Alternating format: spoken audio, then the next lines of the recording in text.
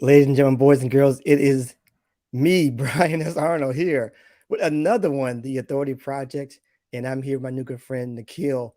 And he says he is here to help us master SEO in 2021. Is that right, Nikhil? That's right. I'm going to show you the tips and tricks required to get that traffic to your website. Awesome. We shall see. We shall see in this amazing episode of the Authority Project. All right, ladies and gentlemen, boys and girls, feast your eyes and tune your ears. It's that time again. We are live with another episode of The Authority Project. It's the video podcast streamed on Facebook, YouTube, Twitter, and Periscope, where we talk to digital marketers, business coaches, and creators of all kinds on how they've built authority in their field and how you can mimic their success. Developing authority, building your audience, and attracting better clients to your own business. Now, without further ado, let's bring to the virtual stage your host, Brian S. Arnold. All right, we are back with another one, folks. It is the Authority Project. I am Brian S. Arnold, your host, and you are the project. We want to slap authority to your name so you can sell more of what you're great at. And here on the virtual stage today with me, Nikhil, how are you doing today, my friend? Hey, I'm doing great. I want to say hi to your audience as well. Awesome. So we're going to really dive into this particular topic here. But before we get started, please tell us, who is Nikhil? Who is Nikhil personally and then professionally? Give us all that. Sounds good. So I moved to United States in 2010 to do my master's. And when I was at the time of graduation, my co-founder back then came out with an idea, a business idea, and I thought it's exciting. I have nothing to lose, so I kind of jumped on. And since then, I've been in this entrepreneurial journey. So started a company called Tint, sold that in 2018. Now started a new company called Topic. We've been running this for 2 years now. Been successful, and for both the companies, the underlying theme has been using SEO to grow those businesses. So I'm here to kind of take all my knowledge, condense it, and kind of share it with you and your audience. Okay, awesome. All right, so really quick, is my other constant question. Customary question I ask people here. What does your daily routine look like? Yeah, it's wake up at like 8, 9. I'm a night owl, so I get my creative juices flowing in the night. But I wake up a little late, but then I get to work. I work from WeWork, so I like having my home and work separate. So I like that separation. So I get to work for like 8 hours straight, 8, 9 hours. It's just fun for me because I work on random exciting projects. And then get back home, do a workout, then help me and my wife, we cook together, clean the house, watch TV, and then maybe read a book. Yeah, pretty simple. Awesome. So we got some more personal stuff in there. See, we didn't tell us the first time about your wife and your kids. Go on. Awesome stuff. Now let's get started, man. Let's get started, Nikhil. So how do we master SEO in 2021? What's the blueprint? Yeah, so the couple of things I want to mention is one of the things that is really essential before you kind of jump into SEO is to ask yourself the question, is SEO the right fit for you? Because not all businesses, not for every business, SEO isn't a great fit for every business. So the couple of things that you need to look at is if you're a startup or if you're a course creator, is there product market fit? Are there audience who are willing to buy your course? Without getting that data, I wouldn't jump into SEO because it's a very long-term project. So that's a quick check you have to kind of ask yourself. The other thing is also do competitive analysis. Look at your competitors and your niche, and then figure out like are they actually getting traffic to the blog post. There's some tools out there that can kind of help you get the answers. There's a tool called SEMrush, Ahrefs, where you just plug in your competitor website name and they show you how much traffic they're getting. It's an approximation, it's not going to be accurate, but then you should use that data to kind of figure out if your competition is doing really well in search, if they're getting traffic through search. That's a data point that can help you inform your decision. The third thing is expertise. SEO is a long-term project. You have to keep going at it. It's like losing weight or putting on muscle. It's not going to happen overnight. It's going to take a lot. You're going to keep chipping away little by little, and then all of a sudden there'll be an inflection point, and you're going to see all the results come in. So, are you committed to working on it the next 6 months or a year? Or do you have the budget to hire writers, or do you have the bandwidth to write content if you're the only writer for your business? So those are some of the questions. If the answer is yes, yes, yes, then SEO, you're all set to kind of explore this world of SEO. So my thing is, I love how you said it, like, it's a long-term thing, but isn't everything a long-term thing? Isn't like paid traffic, learning how to do paid traffic, learning how to do organic, learning how to really stick with it with what do you call it, social media? Isn't everything, or shouldn't it all be a long-term play of how to make things work? Or is SEO just another animal all in of itself? That's a good question. So paid search, so when you're buying traffic to your website and using Google ads or Facebook ads or any other advertisements, that is a short-term thing. You can just spend money and actually have people land on your website. And depending on if you're getting any conversions from your website, you can make that assessment. If you're not getting any conversions, maybe there's something wrong with your product or what you're trying to sell. Maybe it could be that you're targeting the wrong people, but you need to run those experiments before you start investing in SEO. So paid traffic on Facebook or Google is a short-term. It can help you evaluate if there's demand for your product. And then if that checks out, if you're seeing some good results come in, SEO, invest in SEO. And the reason I say SEO is a long-term project is because you're not going to see results in 10 days. You're not going to see results in 2 months. It's going to take, especially if you're starting out. If you already built up this, if you already put this effort, it's going to be quick after a year. But then, especially when you're building it from ground up, it's going to take some time. So it might take 6 months for you to see one blog post getting traffic, but then you got to keep going at it because it works. And I've seen that. I've done this for 8 years, 9 years now, and it does work. There's some tools and tricks to accelerate that, but that requires investment, which I'm happy to kind of dive into in the next piece, which is about how do you kind of come up with your SEO content strategy to get traffic. Yeah. So maybe that's part of my next question. Like, what are the basics of what we should know as far as content marketing? And I guess I want you to dive more into like the results, because you said like SEO work. Maybe some people don't know what that means. Once this gets rolling, how that works as far as traffic is concerned. What is the big play as far as search engine optimization, getting on the front page of Google and so forth? What does that all mean? So with advertisements, the biggest difference is you're kind of putting the word out there. It's kind of forced on the people. But with SEO, you're capturing people when they're looking for a solution. And it's done organically without, this usually advertisements, people tend to trust advertisements less compared to something that they find on Google organically. So when you're capturing people, especially at the moment of them looking for a solution, there's a very high likelihood of you converting them into maybe your subscriber or into a business, a lead or whatnot. So from email subscriptions to actually making money, you could do that with the organic traffic.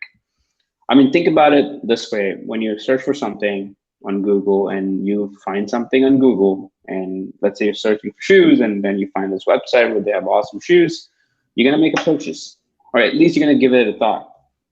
So that's exactly what you're trying to do in the reverse. You're trying to make your audience find you so that they will give your brand a thought, or maybe they will end up purchasing your product.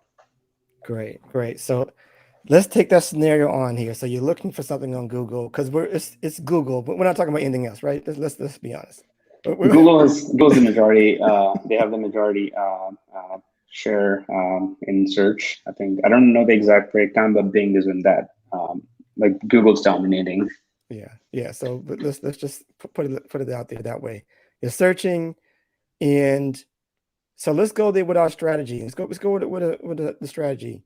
When we're searching for something, what makes Google happy when you put stuff down there, and what kind of content should you be putting out there that will make somebody click? Let's start with that first part. Sounds good. I think there are 5 pillars. I was trying to condense it to 3, but then I couldn't get it down to 3. But there are 5 important pillars of a successful SEO strategy. One is building your authority. So there's a ton of competition. There's a lot of people competing for the same traffic that you're going after. It's like opening a pizza shop when there are like 100 different pizza shops in your neighborhood. How do you stand out? How do you build authority in eyes of Google? And there's some tactics and techniques for that. But essentially, if you're a blogger starting out in, like, let's say, cruelty-free beauty space, you need to build authority in the eyes of Google. And one best way to start doing that is to go and pitch other bloggers who are doing a great job or are receiving traffic in the same space and say, hey, let me write an article on your blog. And when you write an article and you're linking back to your website, you're sort of building authority in the eyes of Google, because you're getting other websites talking about your website, which is a great signal for Google. The other thing is also pitching publications, like, if you have like a local newspaper or local, news website that features small business owners and their stories, you should kind of jump on those opportunities and pitch yourself in, because a link from their website to your website builds a lot of authority in the eyes of Google. So that is important.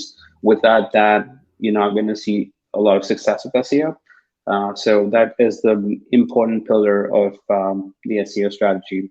So once you have that, there's some tools and techniques. It's called link building in the SEO space. If you want to Google link building, you're going to see some really good resources, but that is the foundation. So once that's kind of ironed out and you have a process going there, the second step is to coming up with your content strategy. And for this one, it depends on how much time you have at your disposal. Sometimes it feels better to work with an agency by spending $1,000 or $2,000, because you're going to see that results ROI back eventually. So spend some money in finding an agency or an expert who can do this for you. Essentially, what they're going to do is to come up with a list of topics for you to write about. And when you're trying to come up with a list of topics, you need to understand the data behind what people are searching for. What topics are people searching for? You can't write about something and expect people to search for it. You're going to end up in a no man's land zone. So you got to figure out, like, hey, what should I write about, and are people searching for it? And this is what the content strategy part is going to help you with. There are tools like Ahrefs or SEMrush. I'm going to add it to the notes, but there are tools like these which could help you understand and come up with topics. But if you're starting out, my best bet is to work with a freelancer or an agency on Upwork to come up with content strategy. It's called keyword research in the SEO space. So I would recommend you to do that next. So that's the second pillar, is to come up with your content strategy. I just want to pause here and see if you have any questions that you want. Go ahead. I got you so far. Yep. Cool. Gotcha. All right. So once you have your content strategy, the third pillar is to make sure that you're writing high quality content. And this is important because if you're just writing really low quality content, Google's smart enough to know what makes an article high quality. So it looks for the way it assesses quality is by understanding if you're covering a given topic comprehensively, and for that it looks for subtopics within a topic within your article. I know it's a lot of language, so let me try to deconstruct and break it down into simple terms. Essentially, let's say you're trying to write about buying a house. You want people or buying a house to land on your website or your blog article about buying a buyer's guide to buying a house.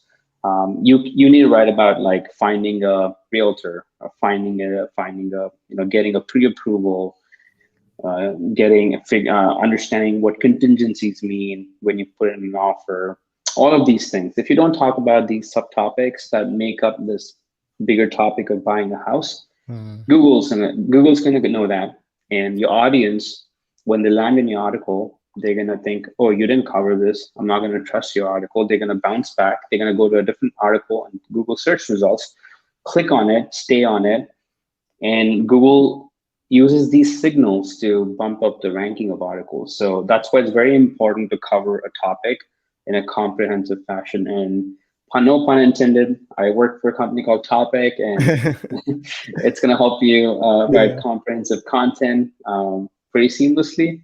We built it for marketers. It's a seamless product, so humble brag.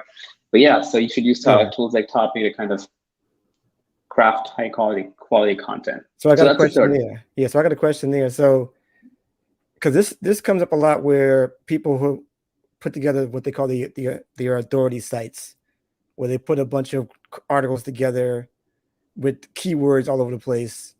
And can you explain the difference between of just writing an article with keywords and writing an article? Are you saying that we should be writing like a lengthy articles all the time, like 2,000 words plus, or you're talking about like just enough to have somebody get their answer when they click on your site? You said it right. Just enough to have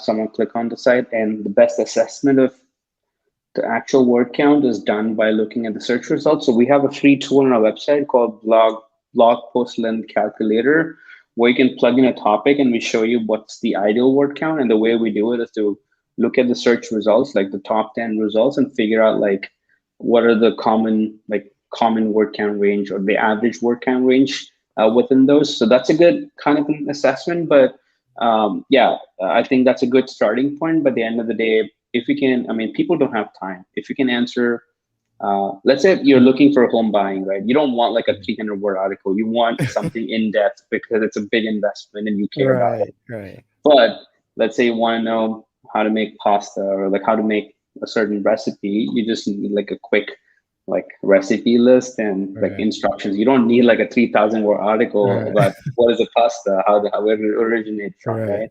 So it all depends on the search query or the topic, and then you use our free tool to kind of get that assessment and sort of give your best shot. And that's what Google cares about. Cool. All right, let's go on to 4. Yeah, so the fourth one is, which is extremely important, is promotion. So once you have your content, you can't just expect it to rank immediately.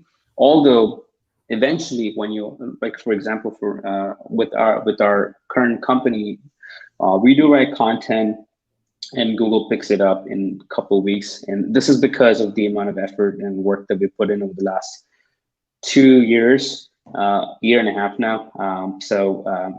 And if you're starting out, Google's not going to pick it up. So you got to do some promotion, and which means if you've created an extremely valuable resource, you should go pitch to fellow bloggers or fellow publications to see if they can, feature your resource in one of their articles. So let's say you created a study on, the home statistics, like home buying statistics in your zip code.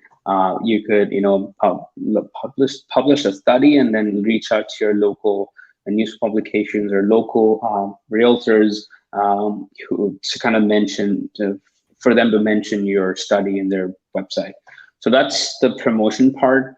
Some people also like promoting articles by paying for traffic. So you could go to Facebook, and if you really write a great article, you just target the audience that your customers and the potential customers, and then promote this article. And I think promoting articles through ads is a great way to build trust, because you're not just selling them.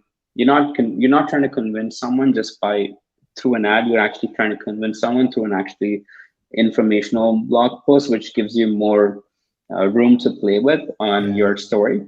Yeah, so So that's one other way to kind of promote your content. But this is very crucial.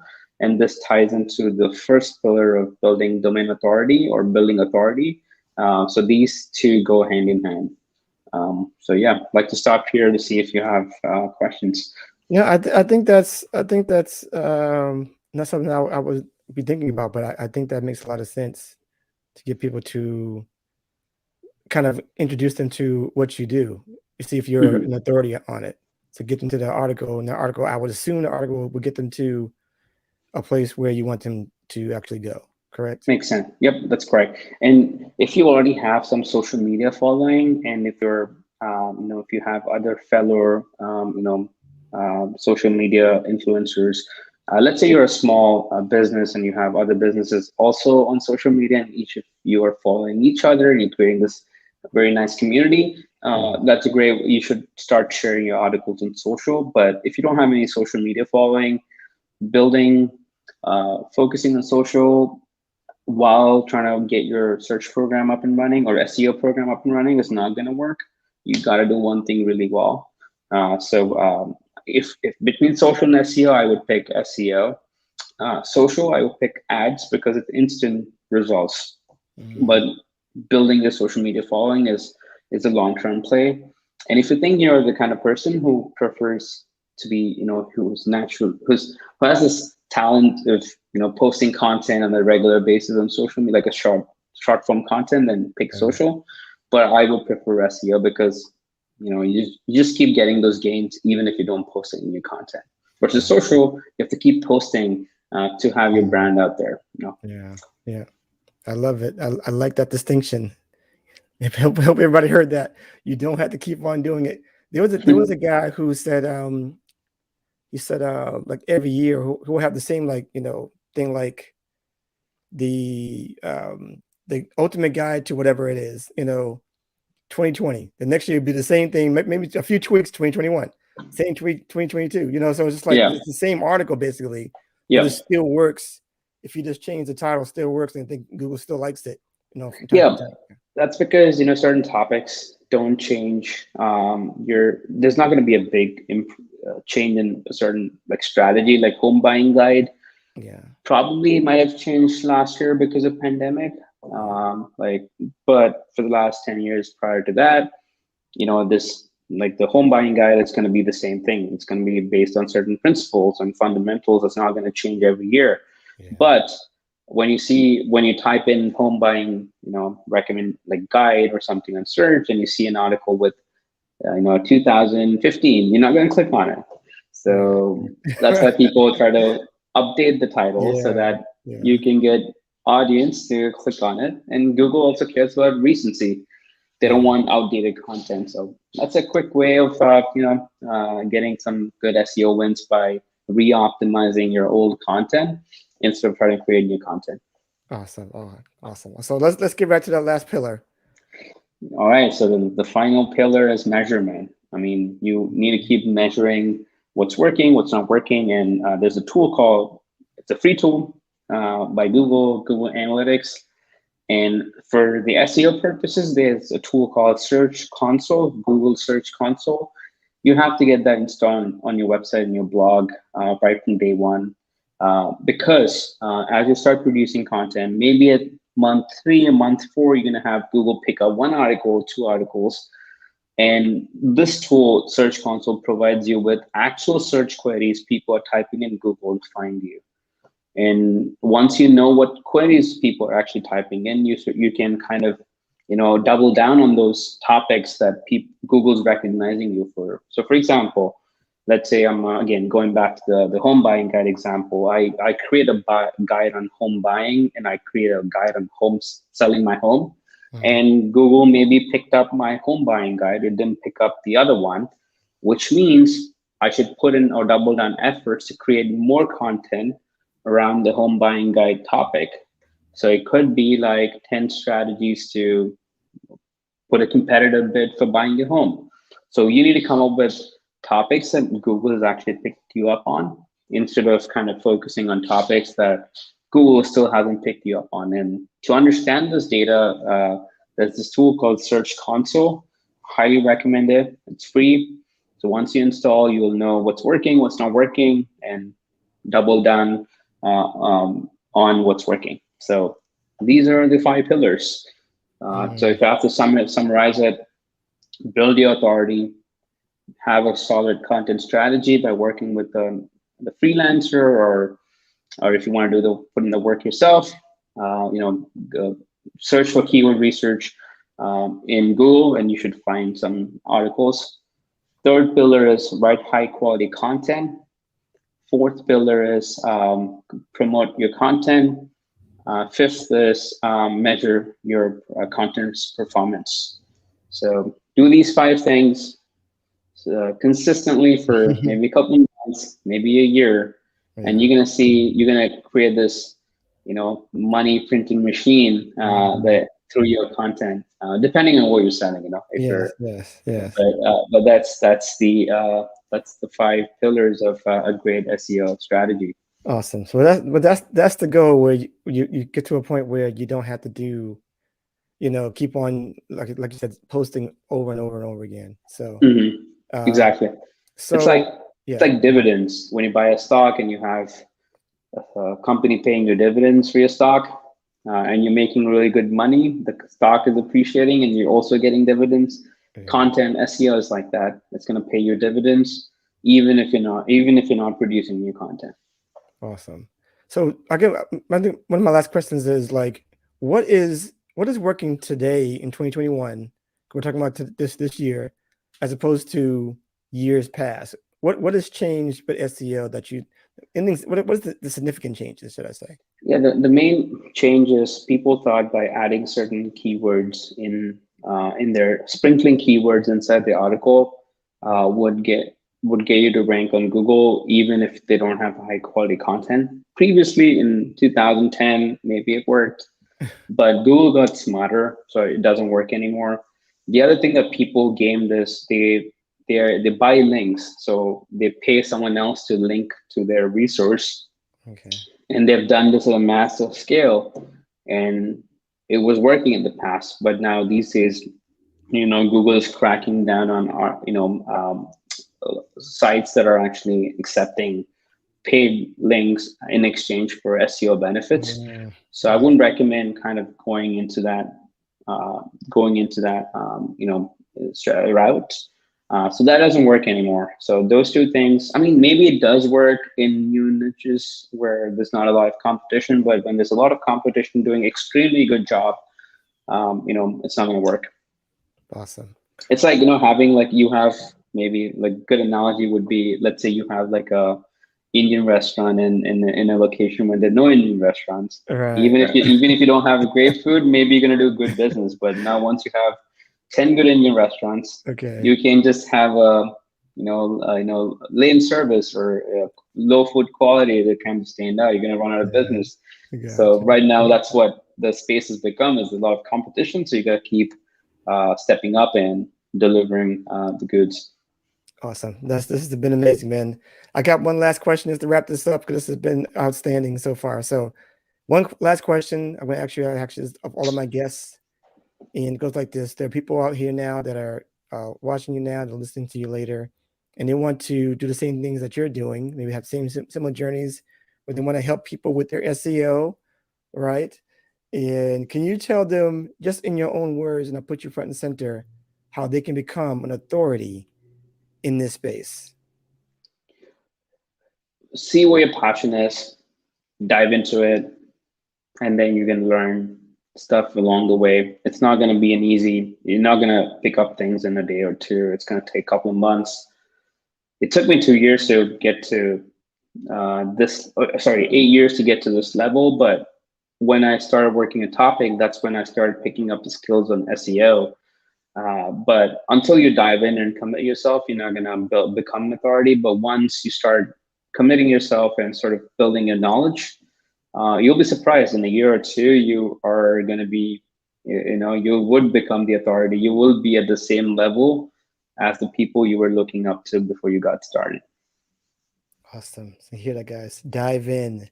Have to dive in. See, a lot of people don't do that. They let's check this out. Let's try this out. Let's see how it works. but they don't dive in. So I love that. I love that answer. So can you please tell them now, Nikhil, how they can be, where they can go after the show to find you? Yeah, you can go to my Twitter handle. It's my last name, twitter.com/Aitharaju. It should be in the show notes. It's a little complicated. Okay. But if not, you can find me at usetopic.com. Click the chat button. If you need any advice, click the chat button. And Neo, my co-founder, will be answering those queries. Awesome. I'm good. This has been quite fascinating. I like the 5 pillars, and just easy conversation, guys. Very simple. Just do what he says. Just do the 5 pillars, and you're good to go. And you start using this use topic. This is very, very cool. Go check that out, and check him out on Twitter, and we're good to go. As I always say, people, remember. Build it, share it, and they will come. We'll see you next time. Right here. Peace. And that's a wrap for this episode of The Authority Project. Thanks so much for tuning in. And if you like what you heard, we want to hear from you. Subscribe, rate, and give an honest review. Share and tell your friends so they can hear too. And for even more authority building tactics, be sure to sign up at theauthorityletter.com. Get free weekly content and ongoing digital product giveaways to help you on your entrepreneurial journey. We certainly hope you got a key takeaway, or maybe an aha moment from today's broadcast. Just remember, it's your authority. Build it, share it, and they will come. Until next time.